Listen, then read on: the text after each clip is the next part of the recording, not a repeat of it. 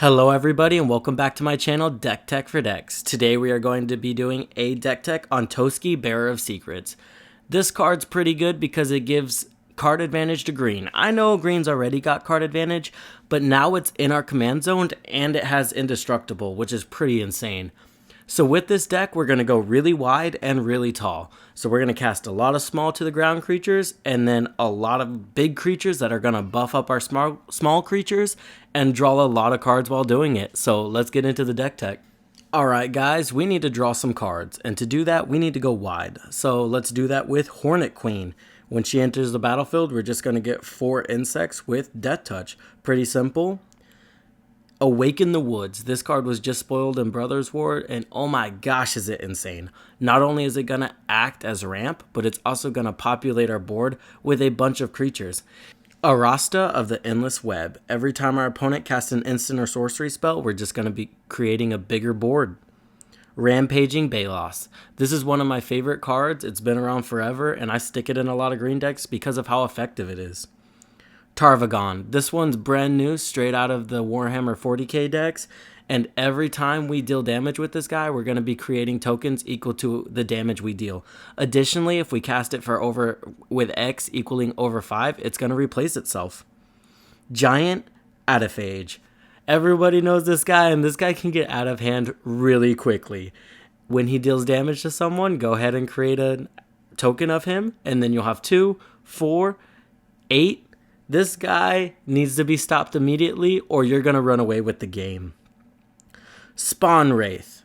This one, kind of the same, but he's real small. But we have ways to buff him up in the deck, so we're not going to be worried about that. Alright guys, we need to make sure our creatures connect to draw the card, so let's get into how we're going to buff them up and add evasion. We've got Ornn Frostfang. Not only is he going to draw us some cards, but he's going to give all of our creatures Death Touch, which is going to really make our opponents think twice if they want to block our creatures or not. Cirith the Viper's Fang. Same thing. It's going to give our creatures Death Touch and Hexproof, depending if they're tapped or untapped, which is pretty useful. We then have Old One Eye. This is going to give all of our creatures Trample. Additionally, he's just going to bring another 5/5 into the battlefield. So 11 power altogether for 6 mana. Bow of Nylea. This is going to give all of our attacking creatures Death Touch. Additionally, it's going to add some utility to the deck. Crater Hoof Behemoth. I don't think you guys are surprised to see this in the deck. It can end the game on the spot. Kamal, Heart of Krosa. Not only can this guy turn our lands into creatures, but he can also buff our whole board. Thunderfoot Baloth. Same thing. As long as our commander's in play, which he will be because he's indestructible, he's going to buff our whole board and give them all trample. Uvenwald Oddity. Transform this guy and he's going to change your whole deck. He's going to give everything +1/+1. He's going to give them trample and haste, which is going to be game breaking. We then have Triumph of the Hordes. Guys, it's green, so might as well go out with a bang, kill everybody with Infect. It'll catch them off guard for sure. Finally, we have Beastmaster's Ascension. Attack with enough creatures, and you'll be able to end the game on the spot. Another way we can make our creatures bigger is using 1/1 counter synergies. We have Bone Sabers. Attach this to your commander, and every time he attacks, which he has to do every turn, he's going to get 4 counters on him. Champion of Leonholt. This one's pretty crazy because while you're casting those creatures, it gets bigger and just makes them unblockable. So yeah, we'll take that. Avenger of Zendikar. This guy not only goes wide, but keep adding lands to the battlefield and he'll create an unstoppable board state. Vigor. This is one of my favorite cards and I don't see it that often. Even if our creatures get blocked, it doesn't matter. They're just going to get bigger. So again, they're just going to let them through. Kaiser Ruthless Stalker. If they let them through, who cares? Not only are we going to draw a card off that Toski trigger, but they're going to get bigger. Loyal Guardian. If you control your commander, which you will, at the beginning of your turn, put a 1/1 counter on each creature you control, just making our board bigger. Thundering Nightmare. This guy's pretty crazy. Soulbound him to your commander, and it basically turns him into a Mana Gorger Hydra. Ivan Lane Denizen. We are going to be casting only green creatures, so every time we cast one of those, we can put a 1/1 counter on any creature we choose, usually going to be our commander.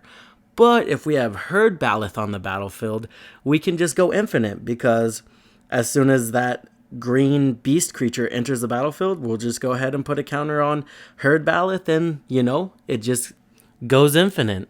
Alright guys, we're going to need a lot of ramp to cast all those big creatures. So we have Kodama's Reach.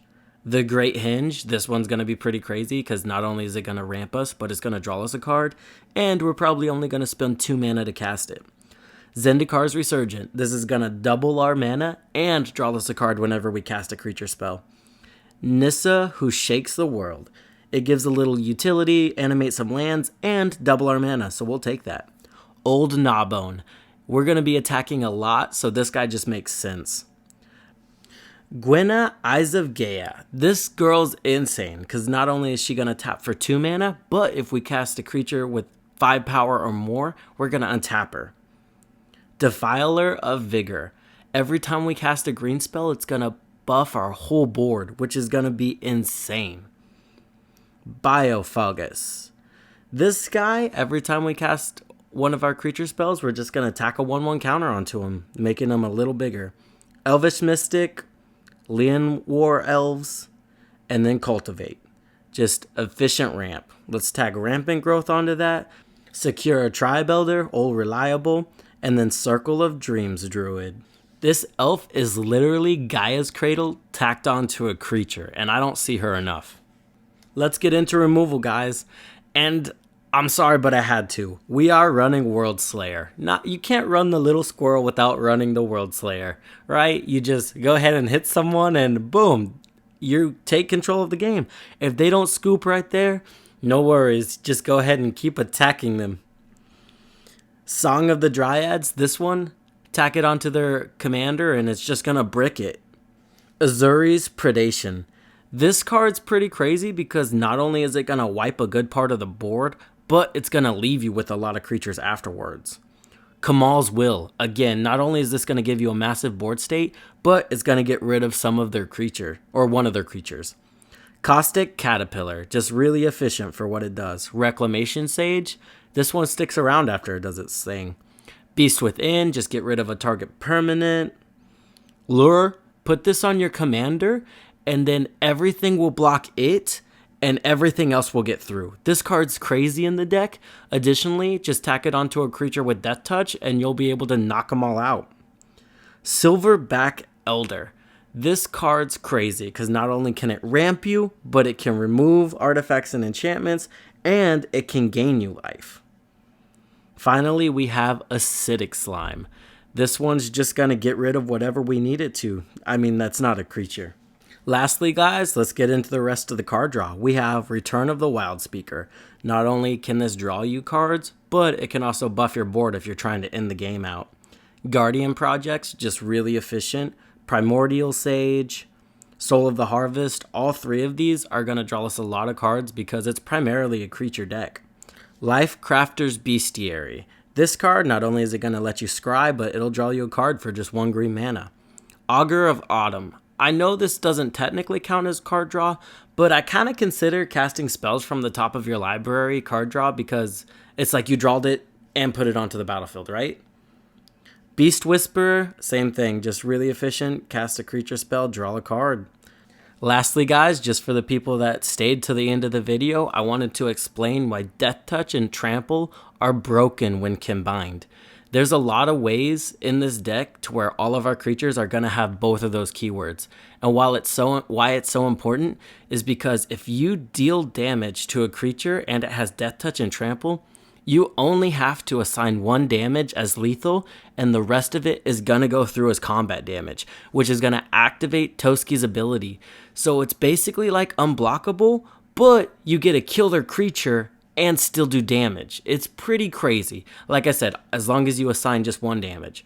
So if a 2/2 gets blocked by a 10/10, but the 2/2 has Trample and Death Touch, you'll do 1 Death Touch damage to the 10/10, and then it'll die, and you'll still do 1 damage to its controller, which is broken, and that's why we built the deck this way. That's what I'm going to leave you guys with. I hope you enjoyed. Please like, comment, and subscribe if you like the deck tech.